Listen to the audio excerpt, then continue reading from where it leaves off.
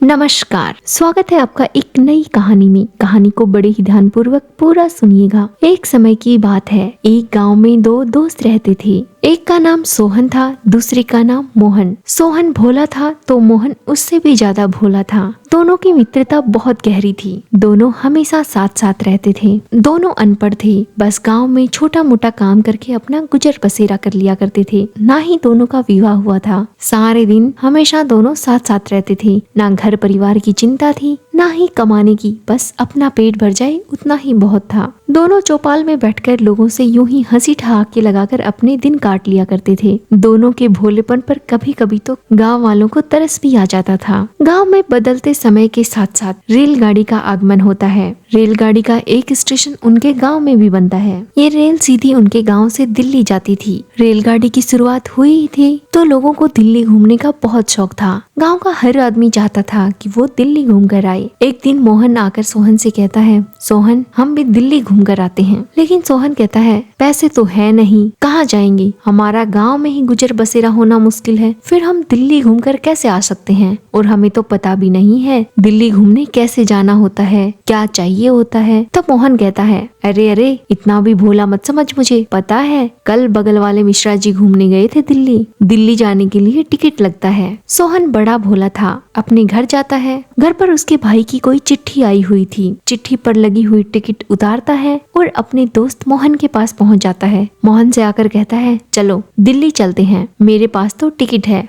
मैंने टिकट का इंतजाम कर लिया है। दोनों स्टेशन पर जाकर बैठ जाते हैं। गांव के बहुत से लोग भी घूमने के लिए दिल्ली जा रहे थे। सब लोग उनको देखकर हंसते हैं, लेकिन वो दोनों बड़े मनमौजी थे। उन्हें कोई फर्क नहीं पड़ता कि कोई उन्हें देखकर क्या सोच रहा है। रेलगाड़ी आती है, दोनों रेलगाड़ी में बैठ जाते हैं। दोनों ने अपनी अपनी सीट पर कब्जा कर लिया और आराम से लेट जाते हैं। रेलगाड़ी कुछ दूर चलती है। कभी उन्हें चाय चाय का शोर सुनाई देता है तो कभी कोई कुछ सामान बेचने के लिए वहाँ आता है। लेकिन दोनों को इन सब चीजों से कोई लेना देना नहीं था। उनका तो मन था कि बस दिल्ली घूमने जाना है। ना ही पॉकेट में एक टका था। दोनों बेफिक्र होकर आराम से सीट पर सो जाते हैं। ना कोई सामान खोने की चिंता। कुछ समय बाद टीटी वहाँ आता है। सोहन को उठाकर पूछता है, टिकट दिखाओ। सोहन ने जो अपने पास टिकट थी वो अपने माथे पर चिपका ली और कहता है, टिकट देखिए। टीटी थोड़ा मुस्कुराते हैं और कहते हैं, देखो भाई ये टिकट नहीं है, तुम रेलगाड़ी की टिकट दिखाओ। सोहन कहता है, भाई मेरे पास तो यही टिकट है, मैंने तो आज तक यही टिकट देखी है, मेरे पूरे गांव में बस इसी टिकट की चर्चा होती है,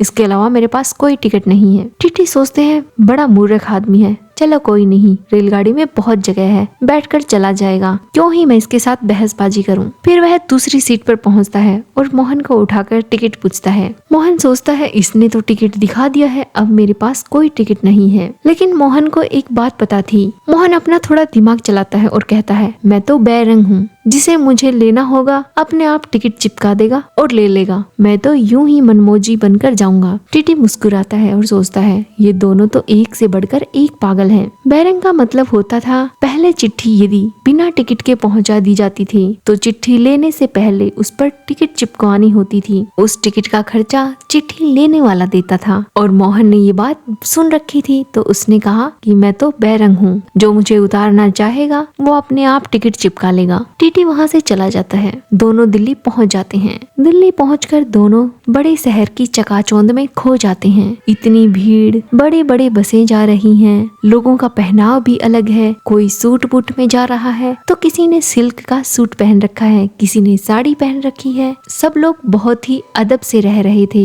सभी ने ढंग के कपड़े पहन रखे थे। फिर सोहन और मोहन एक दूसरे को देखते हैं। दोनों ने फटी धोती और कुर्ता पहन रखा था। पैरों में भी टूटी फूटी चप्पल थी, लेकिन उन्हें इस बात से कोई फर्क नहीं पड़ता था। दोनों अपनी मस्ती में दिल्ली घूमने लगते हैं। थोड़ी देर में वो एक ऐसी गली में पहुंचते हैं जहाँ पर खाने के ठेले लगे हुए थे। तरह तरह के व्यंजन, किसी ने छोले भटूरे लगा रखे तो किसी ने पाव भाजी, किसी ने दूध जलेबी तो किसी ने कुछ, बहुत सारी मिष्ठान, नमकीन, अलग अलग तरह के व्यंजन लगे हुए थे। दोनों को बड़ी भूख भी लगी थी और इतने स्वादिष्ट खाने की खुशबू से उनकी भूख और बढ़ जाती है। दोनों सोचते हैं, हम क्यों न किसी अच्छे से रेस्टोरेंट में जाकर खाना खाते हैं। लेकिन उनके पास पैसे एक भी नहीं थे। दोनों विचार करते हैं क्या करें, लेकिन मोहन कहता है चल देखा जाएगा जो भी होता है, हम होटल में चलते हैं। दोनों रेस्टोरेंट के अंदर पहुंच जाते हैं। रेस्टोरेंट में काम करने वाले लड़के को बुलाते हैं और पूछते हैं क्या क्या मिलेगा तुम्हारे रेस्टोरेंट में। लड़का बड़ा सा मेन्यू उन्हें सुना देता है, दाल तड़का, दाल फ्राई, पनीर बटर मसाला, जो भी हो सब बता देता है। दोनों के मुंह से लार टपकने लग जाती है और कहते हैं जो भी तुम्हारे होटल में है सब एक एक प्लेट ले आओ। दोनों पेट भरकर खाना खाते हैं। खाना खत्म करने के बाद उसी लड़के को फिर बुलाते हैं और कहते हैं एक एक दूध का ग्लास और ले आओ, लेकिन हाँ मीठा डाल कर लेकर आना। लड़का दूध का ग्लास लेकर आता है। सोहन चुपचाप पी लेता है,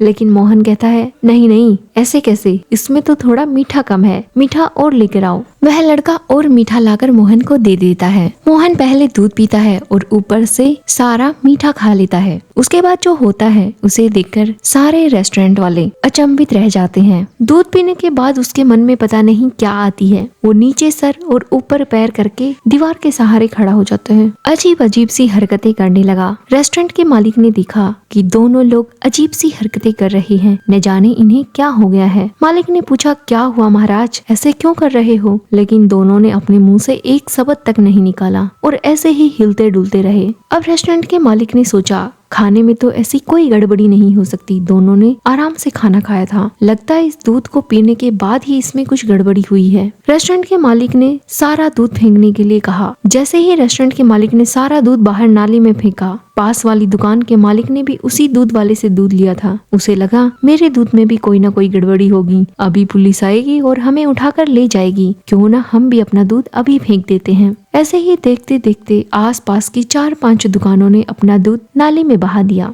थोड़ी देर बाद दोनों दोस्त उठते हैं और कहते हैं चलो अच्छा हुआ, अब तो मिल गई होगी चीनी और दूध दोनों आपस में, अब चलते हैं। रेस्टोरेंट के मालिक ने अपना सिर पीट लिया, वो कुछ नहीं बोल सकता था। बेचारा उन्हें स्तब्ध होकर देखता रहा। रेस्टोरेंट के मालिक ने उन दोनों दोस्तों के सामने हाथ जोड़ लिया और कहा महाराज आप बिना पैसे दिए ही चले जाइए, लेकिन कृपया कर आप यहाँ से जल्दी चले जाइए। आज तुम दोनों ने जो मेरा नुकसान करवाया है इसकी भरपाई पता नहीं कितने दिनों बाद होगी। लेकिन दोनों मस्त मगन दोस्तों ने आराम से दिल्ली घूमी, मस्त खाना पीना खाया और वापस ट्रेन में बैठकर अपने घर लौट आए। गांव में आकर उन्होंने गांव की चौपाल में बैठकर दिल्ली के सारे किस्से सुनाए। लोग उनकी बातों को सुनकर ठहाके मारकर हंस दिए और इसी प्रकार गांव का माहौल बिल्कुल खुशनुमा हो गया। दोनों दोस्त भोले जरूर थे, लेकिन गांव वालों का मनोरंजन करवा के रखते थे। कहानी कैसी लगी कमेंट करके जरूर बताइएगा और ऐसी ही प्यारी प्यारी कहानियों को सुनने के लिए हमारे चैनल को जरूर सब्सक्राइब कीजिएगा। धन्यवाद।